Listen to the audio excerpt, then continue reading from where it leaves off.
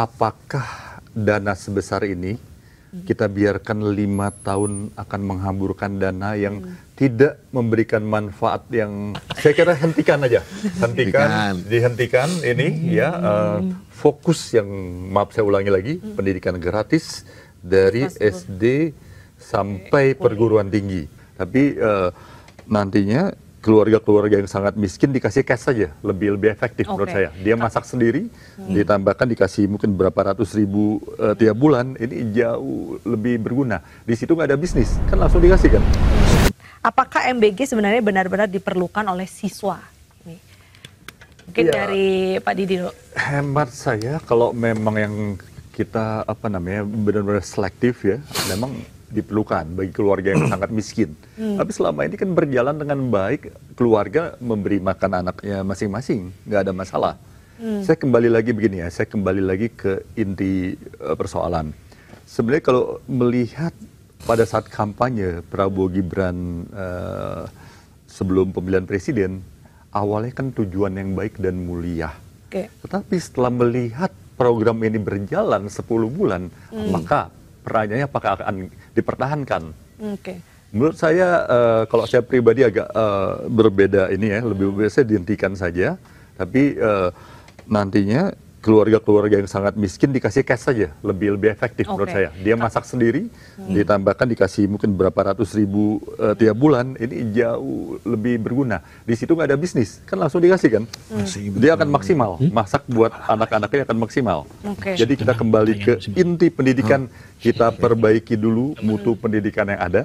Ya, mutu pendidikan, bagaimana kelas-kelas yang bocor selama ini, kelas-kelas yang rusak, sekolah yang nggak punya komputer, infrastruktur sekolah yang kurang bagus, kesehatan di sekolah di kampung-kampung kadang-kadang kurang baik, bahkan tempat ibadah kurang memadai dan lain-lain, ini kita perbaiki.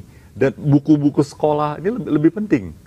Dan pelatihan-pelatihan bagi siswa SMA atau mahasiswa sehingga dia siap pakai. Di kemudian itu dananya kalau dialihkan ke sana lebih berguna. Apalagi Prabowo punya cita-cita kan 2045 Indonesia emas ya. Sementara kita mengetahui bonus demografi ini, kita selalu bangga mendengung-dengungkan bonus demografi. Kalau nggak bisa ditangani, ini akan jadi bencana demografi. Ya, apalagi saat ini jadi bencana. Sekarang ini pengangguran terdidik ini makin banyak ya. Banyak anak-anak ya, anak-anak yang lulus dari kampus bahkan yang terbaik di Indonesia nganggur hari ini ya. Di kampus-kampus top, apalagi kampus-kampus yang biasa saja. Pengangguran ini banyak. Jadi kita bicara PHK bukan di pabrik aja. Bicara pengangguran bukan dari PHK pabrik, tapi anak-anak yang lulus sekolah hari ini terpaksa mungkin turun kelas kerja. Dia bawa, mohon maaf bukan kita ini ya, bawa, harusnya kan tidak membawa Gojek atau ojek dan lain-lain, harusnya sesuai level ya. Tapi nyatanya hari ini pengangguran terdidik ini banyak, dan ini akan menjadi warning bagi kita apakah Indonesia emas 2045 akan bisa kita capai. Jadi saya kembali lagi pada pendapat saya, ini dihentikan sampai sistem ini bagus kayak di US dan di Eropa. Baru kita jalankan lagi. Kalaupun sekarang dijalankan selektif dengan memberikan dana cash pada keluarga dengan tepat sasaran. Ya, jangan sampai nggak tepat sasaran seperti Mas Gus tadi bilang ya, tepat sasaran. Dihentikan sementara apa sementara? Sementara bisa panjang, bisa panjang. Tapi selama ini makan nggak ada masalah. Orang yang menengah dan orang mampu, bahkan orang pas-pasan bisa makan anak. Tapi itu nggak akan bisa jalan kalau BGN-nya masih ada. Ya ini sebenarnya kalau BGN lebih ekstrim lagi saya kalau Mas. Iya. Selama BGN-nya masih ada itu nggak akan jalan. Itu jadi apapun nanti ya mungkin bisa likuidasi BGN-nya dibubarkan ya. Kalau memang ini nggak jalan ya nggak mau dibubarkan ya. Tapi evaluasi menyeluruh dilakukan dan pola data orang miskin dan keluarga yang perlu cash ini harus dari sekarang pendataan yang baik. Lebih berguna, karena di sana nggak ada bisnis. Misalnya saya jadi orang tuanya terima duit ya saya maksimalkan buat anak saya. Buat tambahan. Kalau ada kecurigaan dipakai beli rokok dan sebagainya, saya kira jauh lebih kecil ketimbang orang mengambil keuntungan. Kan diberikan ke swasta nih kan ya selama ini kan ya, bukan yang tadi kantin sekolah atau lingkungan setempat. Pasti semua nyari untung. Kalau 2.000 mungkin kalau bagi bisnismen terlalu kecil, bisa lebih dari itu. Tapi usulan moratorium sementara ini kan sebenarnya udah diajukan banyak pihak.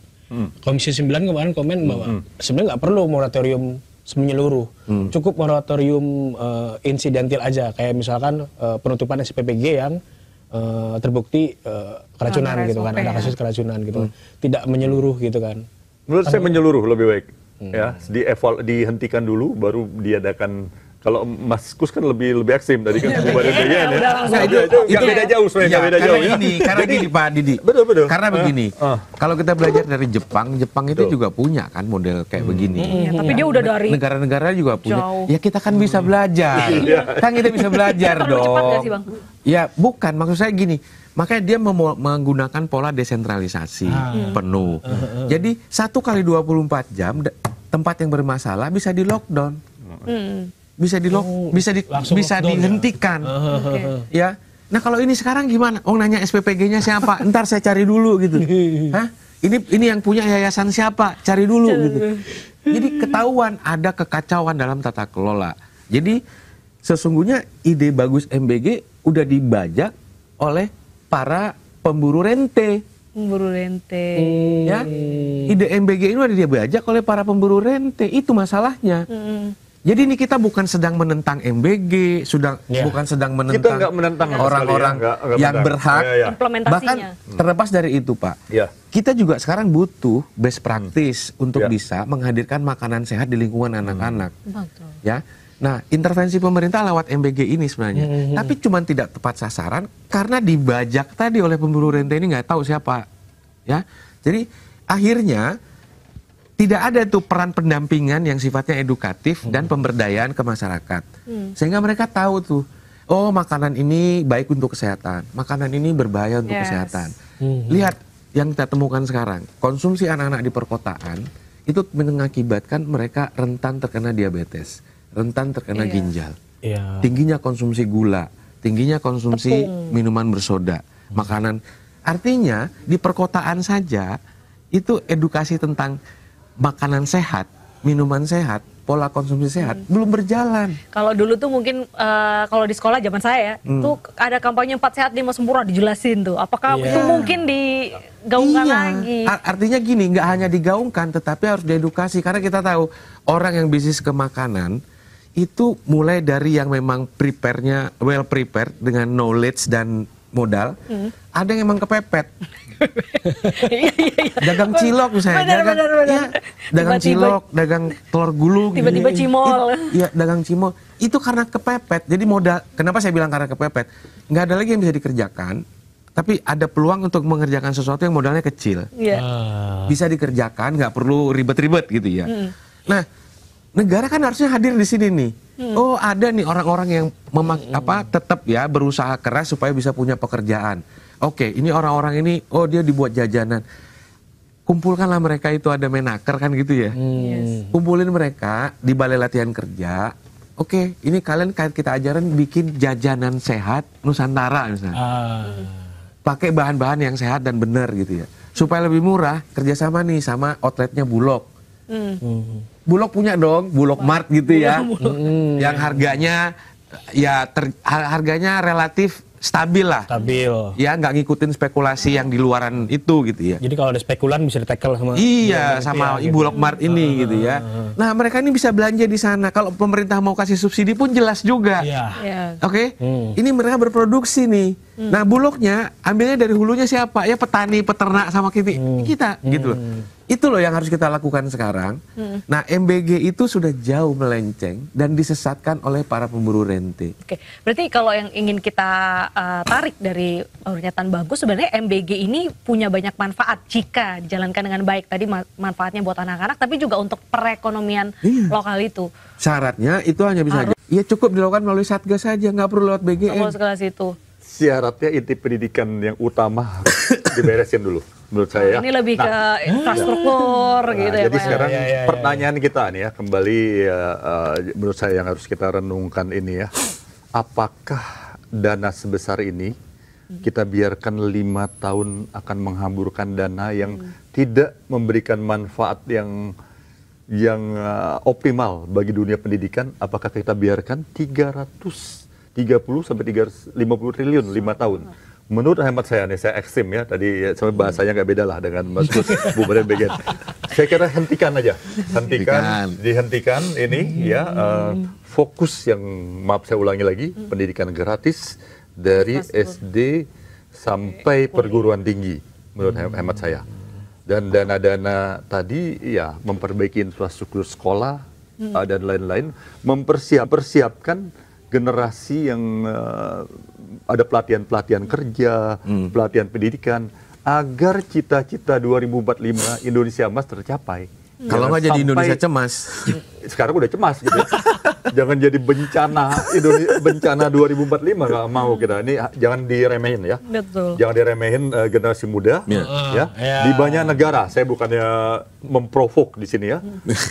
Banyak terjadi yang namanya kemarahan ya, bahkan mohon maaf di Nepal dan banyak negara, karena generasi muda ini yang paling punya kepentingan 20 sampai 50 tahun ke depan, nasib mereka, hidup mereka. Kalau nggak ada kepastian buat mereka, ini bahaya. Oleh karena dana yang besar di MBG, saya kira nggak perlu menunggu 5 tahun kelamaan.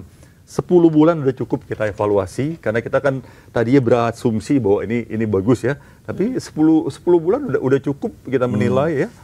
Jadi jangan hamburkan dana untuk sesuatu yang ternyata nggak maksimal ya. Nah, jadi kembali lagi tadi, dibenahin dulu inti pendidikan, lalu jaminan bagus bagi generasi Gen Z dan kaum yang dibilang bonus demografi ini, ada kepastian nasib mereka ke depan. Jangan sampai mereka jadi pengangguran di tanah air sendiri, negeri yang kaya raya, sumber daya alamnya kaya, tapi pengangguran makin meningkat dari tahun ke tahun. Saya nggak mau. Jadi jelas sikap saya, dihentikan ini ya. Dihentikan, bubarkan BGN.